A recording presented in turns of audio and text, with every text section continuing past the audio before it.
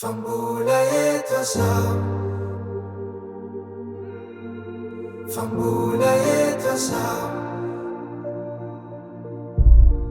fambola eto zaho, fambola eto zaho.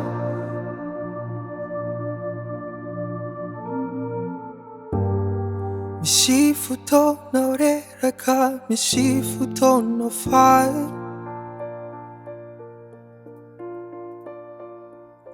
Fizany akory tsy midika hoe tsy ary nindray.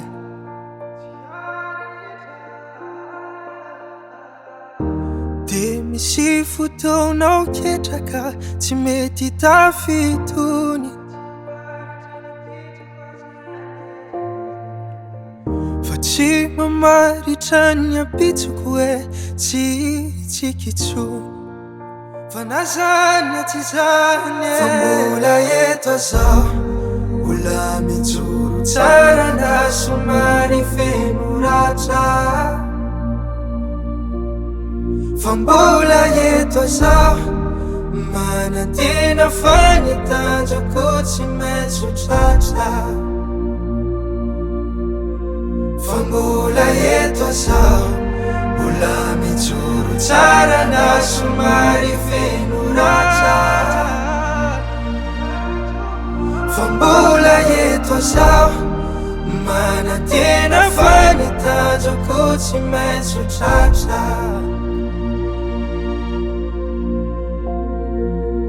Tsy izay ndohatry intsony aho, fa leoko mihitsy aloha miaina. Tsy asa saina be loatra, fa ndrô miantra manahy.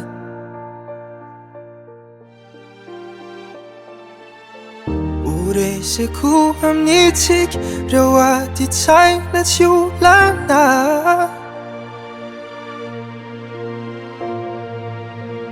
Orano maso mpifaliana indray no akotsany ondana. Fa nazany tsy zany fa mbola eto zaho, mbola mijoro tsara na somary feno ratra. Fa mbola eto zaho, manantena fa ny tanjako tsy maintsy tratra. Fa mbola eto zaho, mbola mijoro tsara na somary feno ratra. Fa mbola eto zaho, manantena fa ny tanjako tsy maintsy tratra. Davart Record.